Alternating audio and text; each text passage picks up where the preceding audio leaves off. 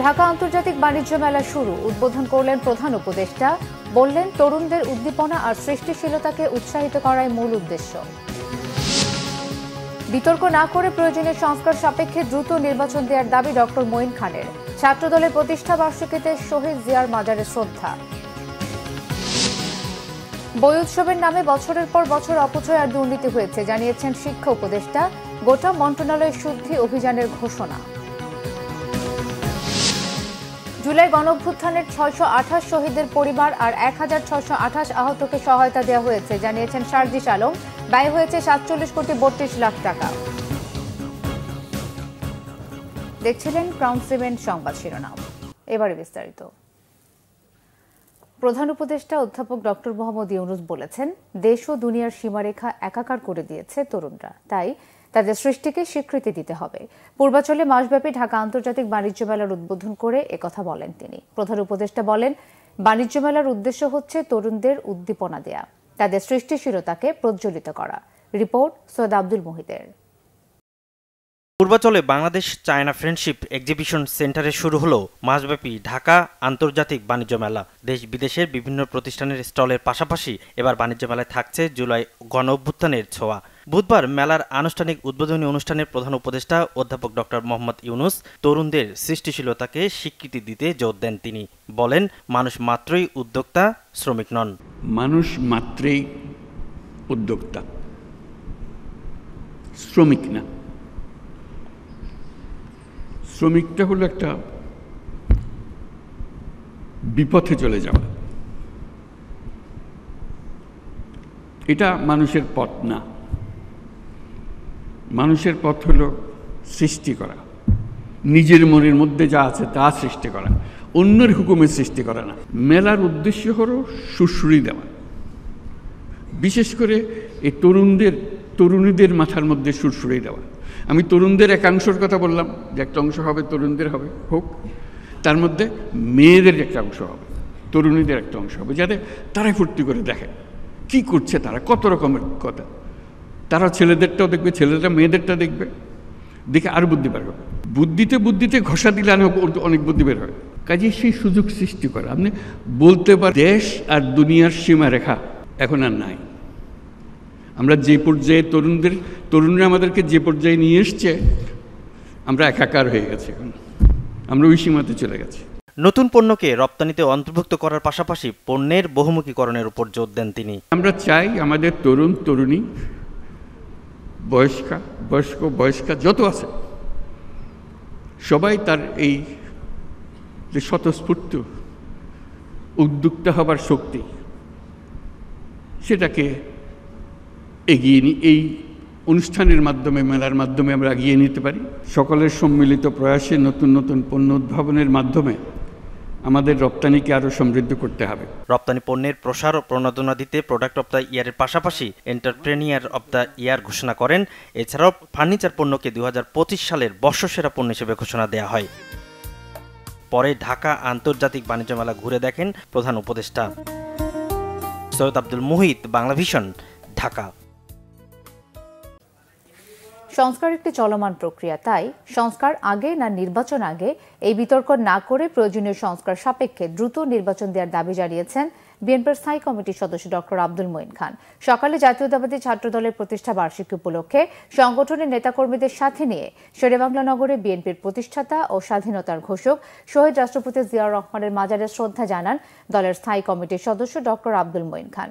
শহীদ জিয়ার আত্মার মাগফিরাত এবং দেশ ও জাতির সমৃদ্ধি কামনায় মোনাজাত করা হয়। পরে ডক্টর আব্দুল মঈন খান সাংবাদিকদের বলেন, নতুন প্রজন্মের বাংলাদেশে নতুনরাই নেতৃত্ব গ্রহণ করবে। প্রতিষ্ঠার পর থেকে ছাত্রদল সাধারণ ছাত্রদের অধিকার রক্ষা এবং প্রতিটি গণতান্ত্রিক আন্দোলনে গুরুত্বপূর্ণ ভূমিকা রেখেছে। স্বৈরাচার পতনের আন্দোলনে ছাত্রদলের উল্লেখযোগ্য ভূমিকার কথা তুলে ধরে ডক্টর মঈন খান বলেন, বিএনপি আন্দোলনে সাধারণ মানুষের ভূমিকায় অবতীর্ণ হয়েছিল। তরুণরা যেভাবে জুলাই গণঅভ্যুত্থানে নেতৃত্ব দিয়েছেন, তেমনি আগামীর বাংলাদেশ বিনির্মাণেও তারা নেতৃত্ব দেবে বলে আশা প্রকাশ করেন তিনি।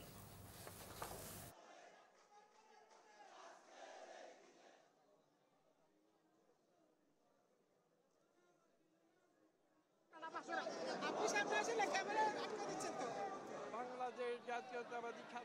সংস্কার চলবে এবং নির্বাচনের জন্য বিশেষ করে যে অত্যাবশ্যকীয় যে সংস্কারগুলো রয়েছে সেই সংস্কারগুলো প্রশাসনিক সংস্কার, পুলিশ সংস্কার, নির্বাচন কমিশনের সংস্কার আপনারা দেখেছেন আমরা প্রতিনিয়ত কাজ করে যাচ্ছি এবং আমরা এই বিশ্বাস রাখি যে একটি সমন্বয়ের মাধ্যমে সকল যে সংস্কার যেগুলো অতি প্রয়োজনীয় সেই সংস্কারগুলো হবে, পাশাপাশি নির্বাচনের প্রস্তুতি চলবে এবং যথাশীঘ্র জনগণের দেশ জনগণের হাতে তুলে দেওয়া হবে।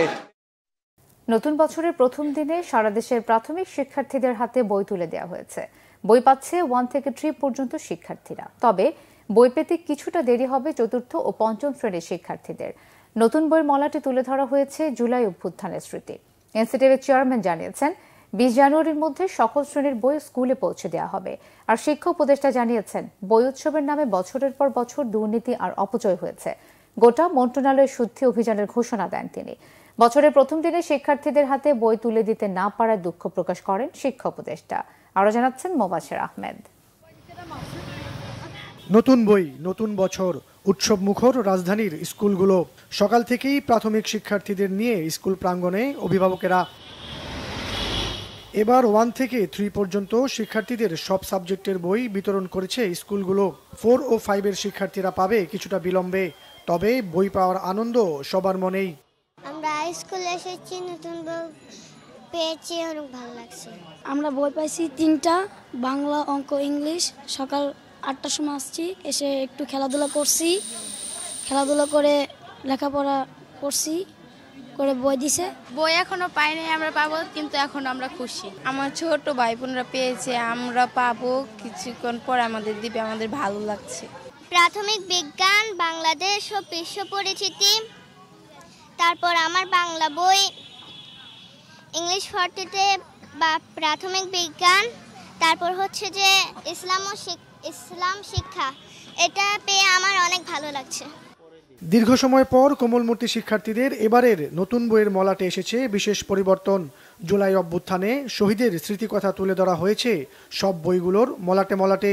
পাঠ্য বইয়ের অভ্যন্তরীণ বিষয়েও পরিবর্তন আনা হয়েছে বলে জানান শিক্ষকেরা।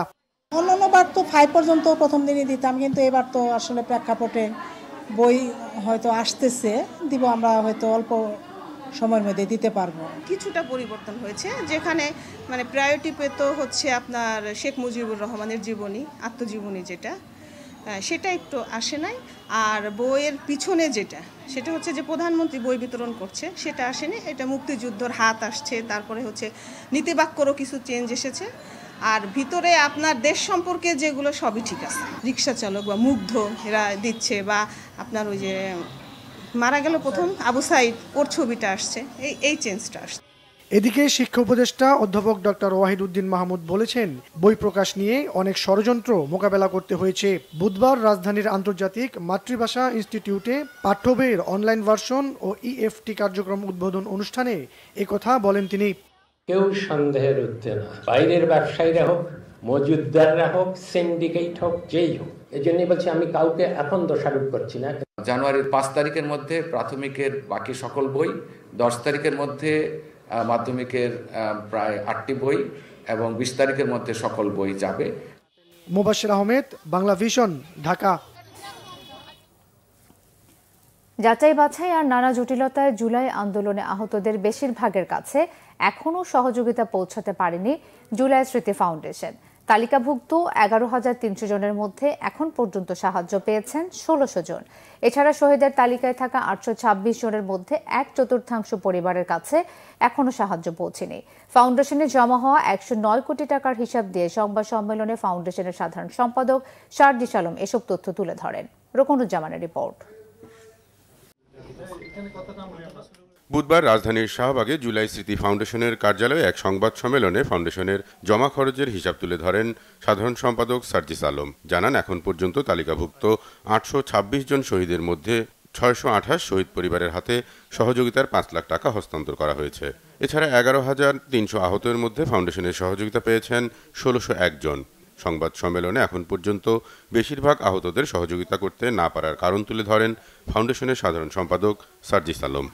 কিছু আহত এমন আসেন, তাদেরকে আপনার ডকুমেন্টস দেখেও বুঝবেন না উনি ওই টাইমে আহত হয়েছেন, তাদেরকে ফিজিক্যালি দেখেও বুঝবেন না আহত হয়েছেন, উনি কাগজ নিয়ে এসেছেন। আমাদের এখানে এমন অনেক ফাইল এসেছে যারা নিজের এখন বানিয়ে আনছে ওইভাবে, বিভিন্ন হসপিটাল থেকে, প্রাইভেট হসপিটাল থেকে ডাক্তারদের সাইন, ইভেন ওই সাইন তারা নীলক্ষেতও বানাচ্ছে, এই প্রুফও আমাদের এখানে আছে। সো আমাদের অনেক বেশি চ্যালেঞ্জ ফেস করতে হচ্ছে যেন আমাদের এই লিস্টটা প্রশ্নবিদ্ধ না হয়। এই মানুষগুলো তখন তাদের জায়গা থেকে আমরা দেখি যে বিভিন্ন জায়গায় এই কথাগুলো বলেন যে তারা তাদের এই ফান্ডটা পাচ্ছেন না। এই প্রতিবন্ধকতাগুলো আমরা আমাদের জায়গা থেকে ফেস করি। তবে এমআইএসের সাথে সমন্বয়ের ফলে এই সমস্যা দ্রুতই সমাধান হবে বলে জানান তিনি। এছাড়া আহতদের ধরন অনুযায়ী সহযোগিতার পরিমাণ বিভিন্ন করার কথাও জানান সার্জিস আলম। হয়তো 2-3 দিনের মধ্যে আর কোনো ব্যাকলগ ফাইল বলতে কিছু থাকবে না। নতুন কেউ যদি আমাদের ফাউন্ডেশনে প্রয়োজনীয় কাগজপত্র নিয়ে আসে, ফাউন্ডেশনে আমরা সেটা ভেরিফিকেশন 1 থেকে 2 দিনের মধ্যে করে ফেলতে পারবো। এমআইএসের যিনি থাকবে তাকে দিয়ে দিব, ওনার হয়তো 1 থেকে 2 দিন লাগবে। অর্থাৎ কেউ ফাইল জমা দিলে আমরা আশা করছি 3 থেকে 4 দিনের মধ্যে উনি ফান্ডটা পেয়ে যাবে। আহতদের কথা বলি, ফাউন্ডেশনে জমা হওয়া 109 কোটি 20 লাখ টাকার মধ্যে 47 কোটি 32 লাখ টাকা খরচের হিসাব তুলে ধরা হয় সংবাদ সম্মেলনে। রকুনুজ্জামান, বাংলা ভিশন, ঢাকা। নতুন বছরকে ঘিরে প্রান্তিক মানুষের খুব বেশি আশা আকাঙ্ক্ষা না থাকলেও নগর জীবনে এর আবেদন বেশ।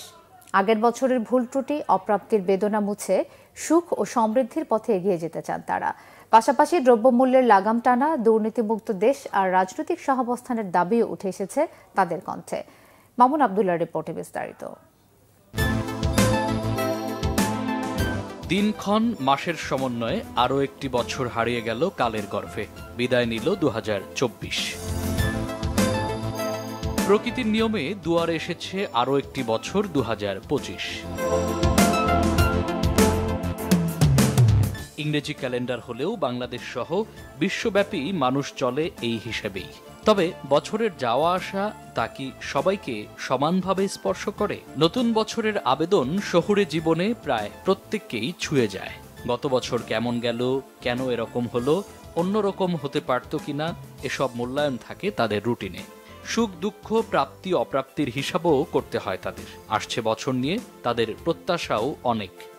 একটি সুখী সমৃদ্ধ বাংলাদেশ আমরা দেখতে চাই। রাজনীতি কোনো হানানি থাকবে না, সেখানে থাকবে উন্মুক্ত। রাজনীতির চেয়েও সবচেয়ে বড় প্রয়োজন তরুণ নেতৃত্ব। বিপরীত চিত্র প্রান্তিক পর্যায়ে। নতুন বছরের আবেদন খুব একটা টানে না খেটে খাওয়া মানুষকে।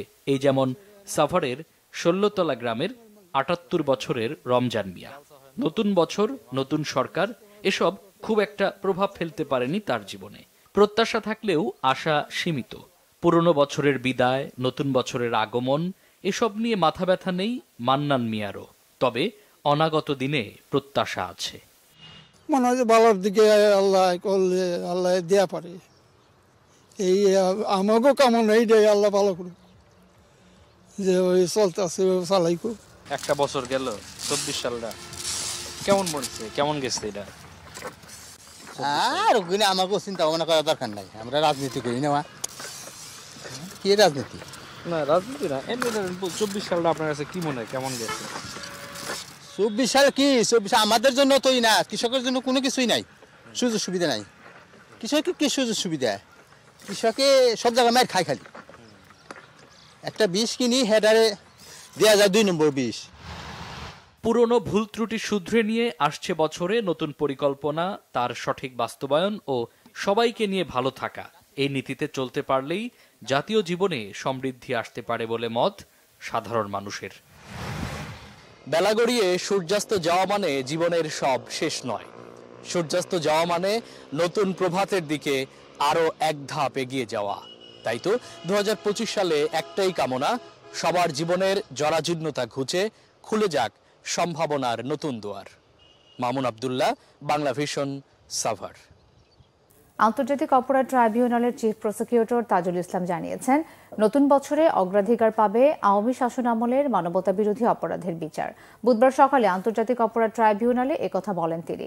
তাজুল ইসলাম জানান, 2025 সালের মধ্যে আওয়ামী মানবাধিকার লঙ্ঘনকারীদের বিচার নিশ্চিত করা হবে। এদিকে চানখারপুলে নারকীয় হত্যাযজ্ঞ চালানো কনস্টেবল সুজনের বিরুদ্ধে গ্রেফতারি পরোয়ানা জারি করা হয়েছে। 12 জানুয়ারি ট্রাইব্যুনালে হাজিরের নির্দেশ দিয়েছে আদালত। তিনি আরও বলেন, শেখ হাসিনাকে ফিরিয়ে আনার দায়িত্ব রাষ্ট্রের। 2025 সালের মধ্যে শেখ হাসিনার বিচার প্রক্রিয়া শেষ হতে পারে বলেও মন্তব্য করেন চিফ প্রসিকিউটর। এবার এক বাংলাদেশিকে রাজীব গান্ধী আন্তর্জাতিক বিমানবন্দর থেকে গ্রেফতারের দাবি করেছে ভারত। জব্দ করা হয়েছে ভারতের জাল পাসপোর্ট, আধার কার্ড ও বাংলাদেশের এনআইডি কার্ড সহ বিভিন্ন নথিপত্র। তেলেঙ্গানা রাজ্যের হায়দ্রাবাদে অবস্থিত বিমানবন্দরে এক ব্যক্তিকে সন্দেহের বশে গত সোমবার ইমিগ্রেশন পুলিশ আটক করে।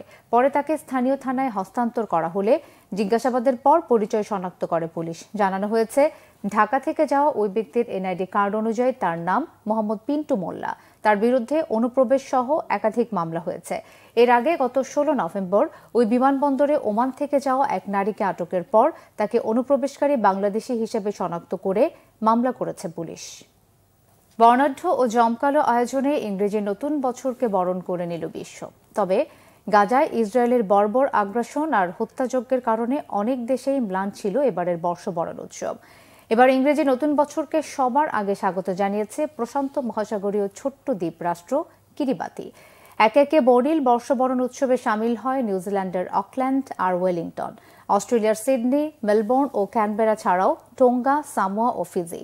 সিডনির হারবার ব্রিজ এলাকার 7 কিলোমিটার এলাকা জুড়ে 12 মিনিট ধরে চলে আতশবাজির দৃষ্টিনন্দন প্রদর্শনী। যুক্তরাষ্ট্রের নিউ ইয়র্কের বর্ষবরণ উৎসবের আগেই হামলার মতো অপ্রীতিকর আশঙ্কা মাথায় নিয়ে বাড়ানো হয়েছে পুলিশি নজরদারি। যুক্তরাজ্যে ঘড়ির কাঁটা রাত 12টায় পৌঁছা মাত্রই ঐতিহ্যবাহী বিগ বেনের ঘণ্টার আওয়াজ আর টেমস নদী ঘিরে বাহারি আতশবাজির প্রদর্শনীতে তৈরি হয় মোহনীয় পরিবেশ। বরাবরের মতো এবারও আকর্ষণের কেন্দ্র ছিল পর্যটক নগরী সংযুক্ত আরব আমিরাতের দুবাই। বিশ্বের সর্বোচ্চ টাওয়ার বুর্জ খলিফার আশেপাশের এলাকা ঘিরে টানা 9 মিনিট ধরে চলে নজর কাড়া আতশবাজি। ইংরেজি বর্ষবরণের আনন্দে সামিল হন সদ্য স্বৈরাচার মুক্ত সিরিয়ার জনগণ। রাজধানী দামেস্কে আয়োজনে অংশ নেন হাজারো জনতা। আনন্দ উচ্ছ্বাসের মধ্যেই টানা দ্বিতীয় বছরের মতো ম্লান ছিল ইউক্রেন। রাজধানী কিয়েভে কারফিউর মধ্যে ছিল না বর্ষবরণের কোনো আয়োজন। অন্যদিকে গাজায় দখলদার ইসরায়েলের মুহুর্মুহু গোলাবর্ষণের ধ্বংস, মৃত্যু আর স্বজন হারানোর কষ্ট নিয়ে চরম অনিশ্চিত আরেকটি বছর শুরু করল ফিলিস্তিনি জনগণ। সংবাদ শেষ করব ক্রাউন টিভির শিরোনামগুলো আরও একবার জানিয়ে। ঢাকা আন্তর্জাতিক বাণিজ্য মেলা শুরু, উদ্বোধন করলেন প্রধান উপদেষ্টা। বললেন, তরুণদের উদ্দীপনা আর সৃষ্টিশীলতাকে উৎসাহিত করাই মূল উদ্দেশ্য। বিতর্ক না করে প্রয়োজনীয় সংস্কার সাপেক্ষে দ্রুত নির্বাচন দেওয়ার দাবি ডক্টর মঈন খানের। ছাত্র দলের প্রতিষ্ঠা বার্ষিকীতে শহীদ জিয়ার মাজারে শ্রদ্ধা। বই উৎসবের নামে বছরের পর বছর অপচয় আর দুর্নীতি হয়েছে জানিয়েছেন শিক্ষা উপদেষ্টা। গোটা মন্ত্রণালয়ের শুদ্ধি অভিযানের ঘোষণা। জুলাই গণঅভ্যুত্থানের 628 শহীদের পরিবার আর 1628 আহতকে সহায়তা দেওয়া হয়েছে জানিয়েছেন সার্জিস আলম। ব্যয় হয়েছে 47 কোটি 32 লাখ টাকা। এই ছিল এখনকার মতো। পরের সংবাদ বিকেল 4টায়। এর আগে 3টায় রয়েছে নিউজ টপ 10 দেখার আমন্ত্রণ রইল। এছাড়া বাংলা ভিশন সংবাদ ও সংবাদ সংশ্লিষ্ট অনুষ্ঠান দেখতে ভিজিট করুন www.bvnews24.com ও facebook.com/banglavisionnews এবং সাবস্ক্রাইব করুন youtube.com/banglavisionnews। ধন্যবাদ সবাইকে।